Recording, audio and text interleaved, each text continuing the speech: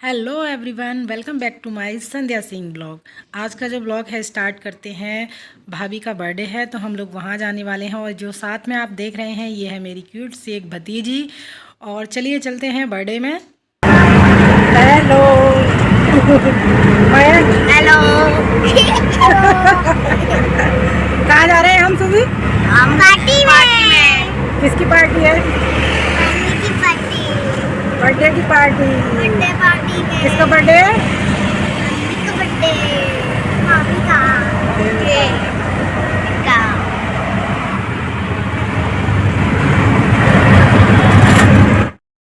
तो जहाँ भाभी का बर्थडे हमें सेलिब्रेट करना था हम उस जगह पर पहुँच गए हैं। तो सेकंड फ्लोर पर है, तो ये फर्स्ट फ्लोर आया, उसके बाद में हमारा सेकंड फ्लोर आता है, उस पर ये भाभी का बर्थडे हम सेलिब्रेट करेंगे।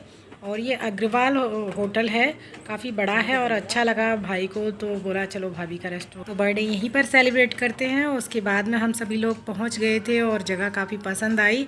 लेकिन मेरा अफसोस इस बात का है कि मेरा फास्ट है, मैं कुछ भी नहीं खाऊंगी।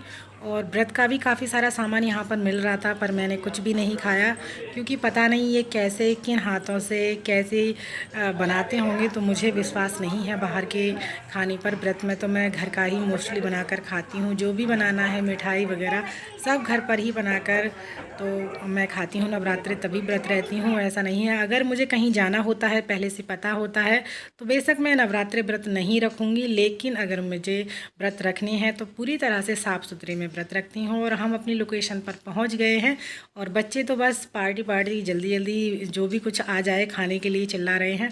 और देखिए मैं आप लोगों को दिखा देती हूँ, व्यू बहुत सुंदर लगा। इस तरह से यहाँ पर प्लांट लगे हुए थे और उसके बाद में बर्थडे की तैयारी हो रही थी इधर, तो बैलून वगैरह फुलाए जा रहे थे। और मुझे जाना था घर भी वापस क्योंकि मेरा फास्ट है, मुझे घर पर ही जाकर खाना खाना है। तो मैं फिर से जल्दी से सारा कुछ पार्टी वगैरह ये लोग जो भी खाना था वो सब कुछ खा चुके हैं। उसके बाद में बर्थडे का जो केक कटिंग है वो करनी है, तो यहाँ पे जल्दी से टेबल लगवाते हैं और भाभी का जो बर्थडे सेलिब्रेट है बता देते हैं। मैं भाभी के लिए गिफ्ट में पर्स लेकर के आई थी जो कि मैंने घर पर ही दे दिया था, फिर उसको यहाँ लेके आती फिर हम वापस जाते। और मुझे यहाँ से जाने के बाद में थोड़ा मार्केट भी जाना था, बच्चे के शूज़ भी खरीदने थे। तो केक आ गया था तो हम लोगों ने जल्दी जल्दी से केक कट कर लिया।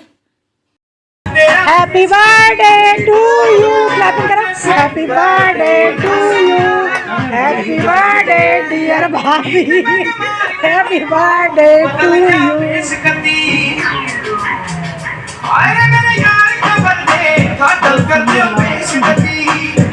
इधर देखो। उसके बाद में बारी आती है मेरी केक खिलाने की। बस खाना कुछ भी नहीं है, बस लोगों को दूसरों को खिलाना ही है आज के दिन तो मुझे। पर बच्चों की जिद के कारण से मुझे जाना पड़ा था। बच्चे बोल रहे थे मामी का बर्थडे है तो चलो मम्मी, और मामी पास में ही रहती हैं, हम लोग दिल्ली में रहते हैं और थोड़ा आधा घंटे का रास्ता था, तो सोचा क्यों ना बर्थडे सेलिब्रेट करने के लिए जाना चाहिए। और उसके बाद में हम लोगों को जाना था कालका जी में ही, यानी ये रेस्टोरेंट है, वहीं पर बर्थडे सेलिब्रेट किया था। और उसके बाद में जब बर्थडे वगैरह सेलिब्रेट हो गया था और ये भाई हैं इनके बहुत ज़्यादा मस्ती कर रहे थे, इनके फेस पर बार बार केक लगाने की कोशिश कर रहे थे। बहन भाइयों में इसी तरह से मस्ती चलती रहती है। और लास्ट में आखिरकार इन्होंने, भाई ने इनके ने गाल पर केक लगा ही दिया था और काफ़ी देर तक ऐसी छेड़ाछाड़ी इन लोगों की चलती रही थी। उसके बाद में हम मस्ती करने के बाद में फिर निकल गए घर की तरफ। मैं गई थी भाई के साथ में बाइक पे और ये लोग बाद में ऑटो से आए थे क्योंकि मुझे छोटे बेटे के लिए शूज़ खरीदने थे। और उसके बाद में मैंने एक दो रील बनाई, उसके बाद फिर मैं चल दी घर की तरफ। तो मैंने इस तरह से मिरर में वीडियोस बनाई नहीं है, तो मुझे आती नहीं है, तो बार बार इधर उधर मोबाइल घूम रहा था। कुछ कपल भी बैठे हुए थे यहाँ पर। और इस तरह से बर्थडे केक खाने के बाद में लोगों ने कुछ सेल्फी वगैरह ली, कुछ फ़ोटो क्लिक किए और उसके बाद में बिल पेमेंट किया भाई ने, और जो केक बचा था वो पैक करा लिया। उसके बाद में हम घर की तरफ चल दिए। और चलिए चल देते हैं, हमारी रील तो बनती ही रहेंगी और कुछ जो वीडियो है वो आप लोगों ने देख ही ली थी मैंने। और धूप भी काफ़ी हो गई थी, तो धूप बहुत ज़्यादा लग रही थी, तो उसके बाद में मुझे भाई ने उतार दिया था मार्केट में। और उसके बाद फिर से ये बच्चों को लेकर के घर चला गया था और मैं मार्केट की तरफ चली गई थी। और मैं आपको दर्शन करा देती हूँ कात्यायनी माता की, जो कि छतरपुर मंदिर है साउथ दिल्ली में। बहुत भीड़ रहती है, काफ़ी मान्यता है इस मंदिर की और काफ़ी बड़ा मंदिर है, काफ़ी एरिया में बना हुआ है। काफ़ी श्रद्धालु यहाँ पर आते हैं, पूरे 9 दिनों तक भंडारा चलता है।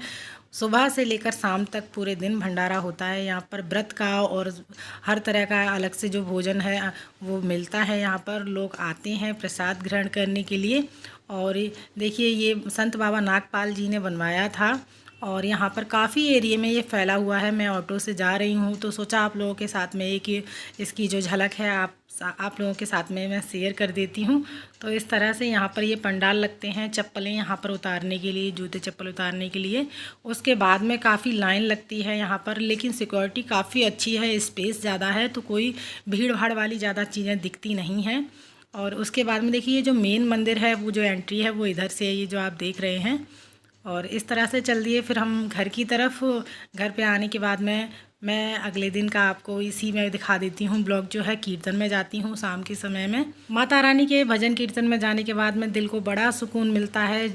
आता तो नहीं है गाना, जैसा भी आता है साथ में गा लेते हैं। और माता रानी का इस तरह से कीर्तन होने के बाद में थोड़े से मेरे को नाचने का भी मन किया तो मुझे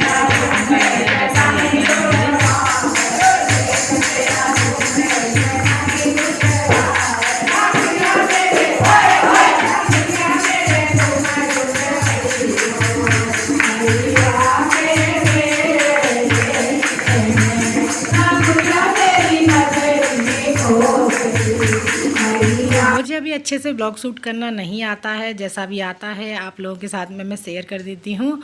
और इस तरह से मैंने पूजा आरती की और उसके बाद में प्रसाद लेकर हम आ गए अपने घर पे, क्योंकि घर पे भी हमें शाम की पूजा आरती करनी है, तुलसी माता के पास दिया जलाना है और उसके बाद अपने लिए व्रत का भोजन बनाना है और बच्चों के लिए अलग से बनाना है। तो फिर मिलते हैं अगली किसी और ब्लॉग में, तब तक के लिए आप सभी को राधे राधे, जय माता दी।